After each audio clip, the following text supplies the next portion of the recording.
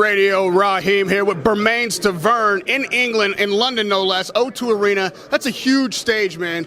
The huge stage is no stranger to you. But during the press conference, one of the other journalists asked you, does the fire still burn bright in you? Like, are you still have the desire to fight? And of course you said, absolutely. Where's that fire stoked from? Where is the source of that desire coming from? Man, taking some time off, spending time with the people that you care about and care about you. I had a chance to took off 2008. I took off, so I had to make a decision.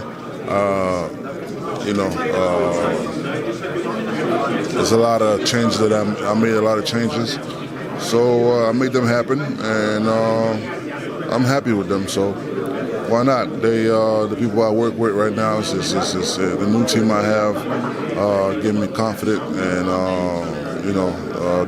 the desire to continue. You're a former heavyweight champion of the world. Nobody can ever take that from you. We all know that the last outing isn't anything that any fighter would be happy with. So you talked about the changes that you made that burned that fire. What did you change? What's different about Bermane Stiverne that the critics don't understand? Just to be me, the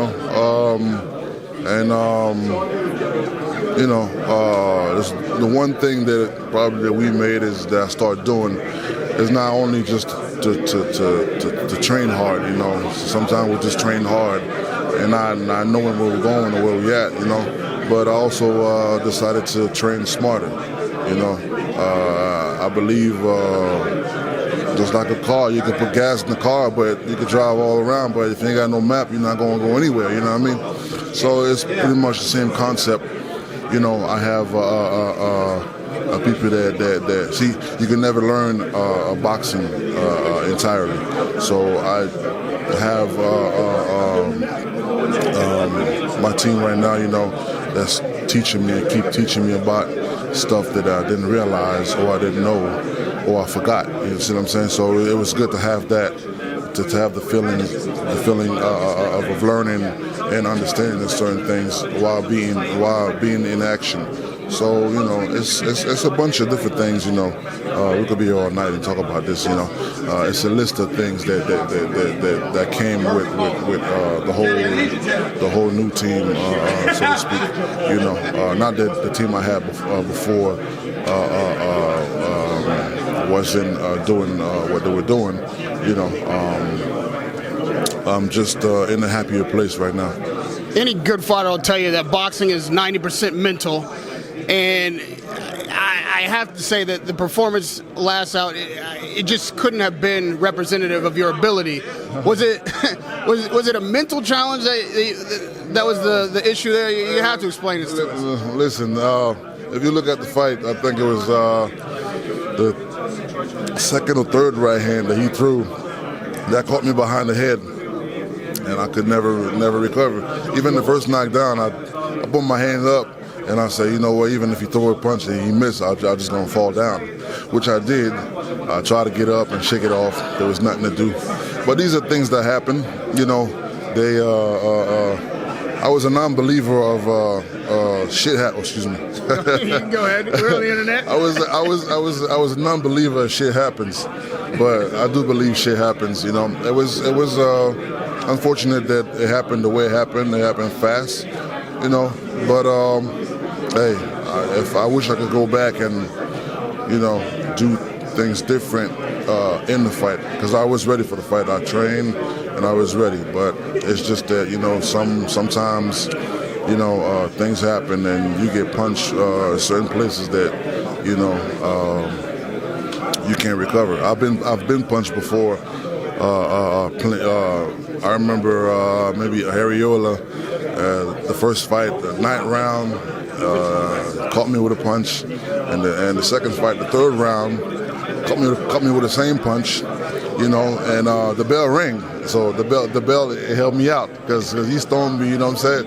But nobody knew, And these are things that the crowd, the fans don't know. There's certain punches that you take, you might be hurt, but even your opponent don't know, so you show it. So, you know, Wilder saw it and he jumped on it. And can I blame him for that? No, I can't, because if it was the other way around, I would have been all over him. You know what I'm saying? So it is what it is. I'm past that. This is behind me. And Saturday night, you know, I got Joe Joyce, and you know, we were prepared. And like I said, I didn't come all the way here to lose this fight. There's no question I will lose this fight. And finally, we have to turn our attention to Saturday night. Turn your attention to the future. This is your first step back to the road, which you hope takes you back to a heavyweight championship title. What is it about this issue with the sparring and his manager and all that? They got you. You're right. You're not usually that excitable a guy. Like, explain this to us and set the record straight. Listen, man, we sparred. It was all over the news, the internet, that he was coming to spar me, and I didn't know who he was. I didn't know who or what. So I'm like, who is this Joe Joyce? And then my trainer went and looked, and we finally was an amateur at the time or whatever, or turned to pro. And he finally got to Vegas, and you know, he came and asked us to work. And I said, I already had three other sparring partners at the time. I was fighting in Brazil, and we accepted, and then we said yes, and then we sparred. But you know, it was something about the sparring, and something about, you know, his people. So my trainer called me that night, and he's like, you know what?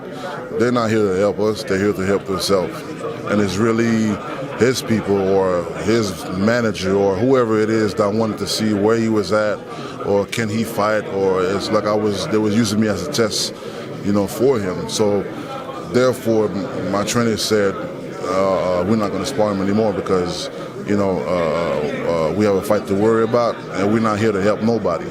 So whoever we bring in is to help us. So that was what happened. And we sparred. I took a picture. I posted it on social media. Thank him. I didn't say anything about him.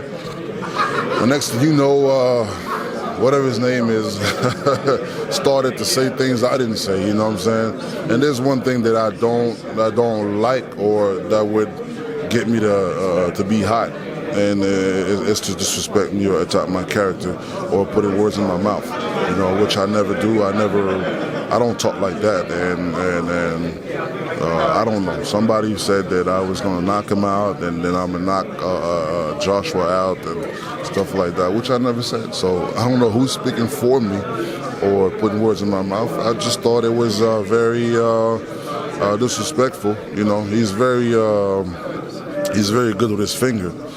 You know, but when it's in front of him, you know, you can see him hesitating. I wish he would have used his mouth like he used his finger online, you know. But it is what it is. I'm past that, so I had to let him know that it wasn't cool, and it was very disrespectful. We're looking forward to seeing you Saturday night on your road back to what you hope to be another heavyweight championship title around your waist. Bermane Stiverne versus Joe Joyce at O2 Arena this Saturday night. Good luck, champ. Yes, sir. Glad to have you back in the ring. Thank you. Glad to have you back on camera. Radio Rahim with Bermane Stiverne.